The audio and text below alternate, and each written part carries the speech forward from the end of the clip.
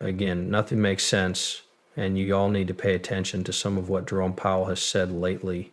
Probably not in the way you think, because it has pretty much messed up the market right now. What does that mean?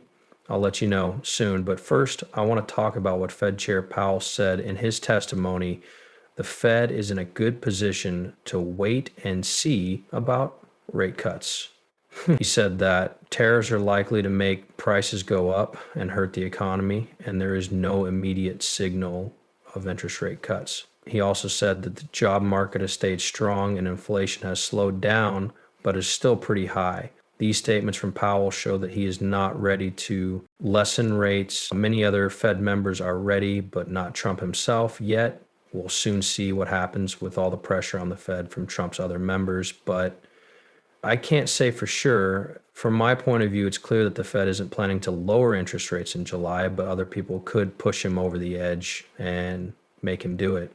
There are some new numbers that should really get your attention, which is why Jerome Powell is putting himself in this position. We can see that the U.S. CPI numbers are getting worse. The Bureau of Labor Statistics, BLS, gets 90,000 price quotes for 200 different types of goods and services every month to figure out CPI inflation. There are a lot of sports. Price data is being tracked by workers in 75 cities across the country. When price data isn't available, the BLS uses estimates, which are generally within 10% of all the data points. In May, the number of estimates rose to 30%. This means that almost a third of the prices in the CPI last month were just guesses. What is going on here? It's pretty clear to me that the information we're getting is not at all correct. For example, what does it mean that 30% of the information is just guesses? How do you guess the data? You can get it by asking someone at a grocery store or any other place like an industrial hub how much it costs to make these things and how much it costs them to sell them. Why do we need to hire so many people? People who work for the government are paid to look at things like this, even though they aren't doing their jobs. They think they're just sitting at their desks. I think we'll say today that orange juice prices went up 15%. If you want to see for yourself, why don't you look at these prices on boots on the ground? I personally have a big problem with this. Many of the facts we are told about the CPI are wrong. That is not true at all, since it was said that it was just a guess based on real numbers that boots on the ground workers checked in big stores. What makes people think they can believe that? I don't think they can. If Jerome Powell uses these CPI reports to decide what the Federal Reserve's future policy will be and whether or not they will lower interest rates, then every choice he's ever made must be wrong. If 30% or more of them are estimates, right? It could be more money market funds are doing really well right now. It looks like $92 billion, 0 cents has been added to U.S. money market funds over the last year, while $485 billion is 0 cents, 0 cents has been put into U.S. bond funds, and $443 billion, 0 cents, 0 cents has been put into U.S. stock funds. Only in 2025 is $200 billion, 0 cent 0, has come into money market funds, while outflows from bond and stock funds have been pretty flat. It looks like money's putting all their money into safe investments because unstable economies and high interest rates make cash-like tools look better than risky investments. It seems like investments in safe havens are doing very well, which makes sense right now. Bitcoin, XRP, and other cryptocurrencies are very volatile right now, but they're also doing very well, which is surprising since these are usually riskier investments.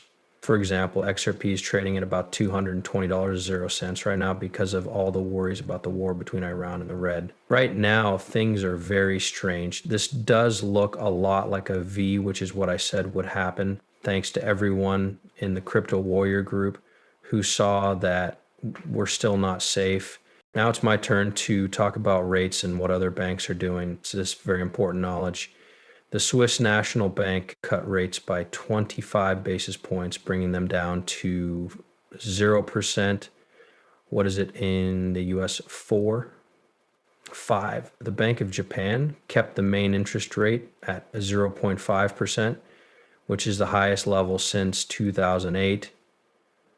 This is crazy, but Japan has a lot of debt. The Bank of England kept its base rate at 4.25%. The Central Bank of Norway lowered its rate by 25 basis points, but the Federal Reserve kept rates the same at its meeting last week, the fourth time in a row. This meant that US rates stayed among the highest in the rich world. Why do they have to do this? Why do they have to do this? Tell me what you think in the comments below. It looks like monetary policy is changing around the world, but the Fed isn't doing anything about it. What he is doing is also based on lies. Thoughts, I'd like to know exactly what those estimates were, and I'd like to see proof that they said prices were going up. That's what makes a CPI look higher, right? I want to know. There was more good news today. The head of the Federal Reserve said that banks are free to do crypto activities. We all want to hear that banks are holding crypto.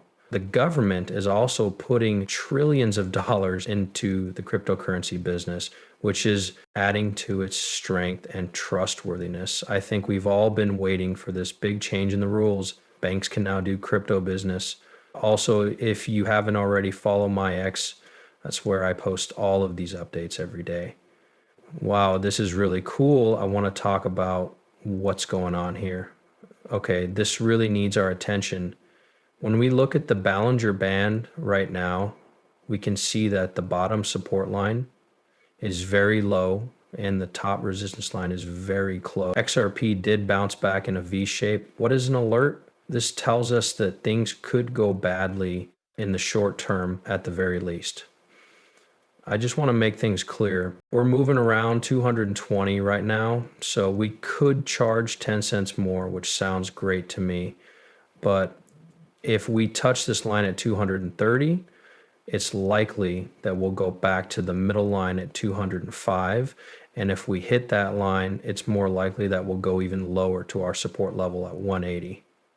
That being said, I'm putting myself in this situation because, as you can see from this chart, actions speak louder than words. I sold these trades right here in a really nice way, and I made them all available to my community for free. By the way, I posted all of these trades myself, and we sell out here.